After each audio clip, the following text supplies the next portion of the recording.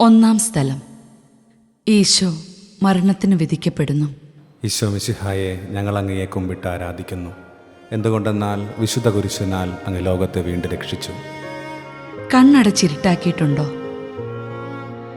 ചുറ്റുമുള്ള സത്യമൊക്കെ കാണാതിരിക്കാൻ അത് നല്ലതാണ്. ചെവി പൊത്തി കേൾക്കാതിരുന്നിട്ടുണ്ടോ? സത്യം കേൾക്കാതിരിക്കുന്നതാണ് നല്ലതല്ലേ?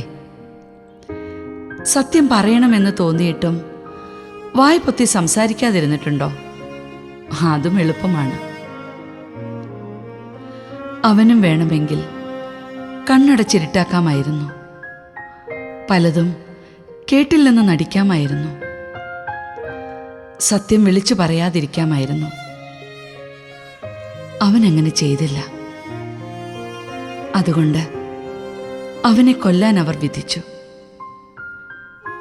അവനെ ക്രൂശിക്കുക എന്ന് എല്ലാവരും പറഞ്ഞപ്പോൾ ക്രൂശിക്കരുതെന്നും പറയാൻ ആരും ഉണ്ടായില്ല.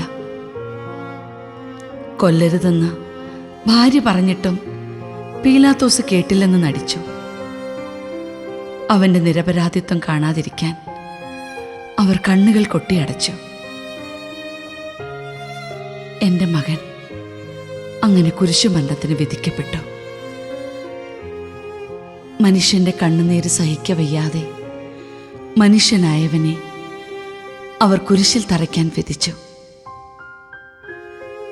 സത്യം അറിയാമായിരുന്നിട്ടും നിങ്ങൾ മിണ്ടാതിരുന്നിട്ടുണ്ടോ? കേട്ടിട്ടും കേൾക്കാതിരുന്നിട്ടുണ്ടോ? ഞാനൊന്നും കണ്ടില്ലെന്ന് നടിച്ചിട്ടുണ്ടോ? ആ നിസ്സംഗതയ്ക്ക് ജീവന്റെ വിലയുണ്ട്. ഓ മറിയമേ, കൃപയാൽ നിറയ്ക്കണേ, കുരിശിൻ്റെ വഴിയിൽ എന്നെയും ചേർക്കണേ.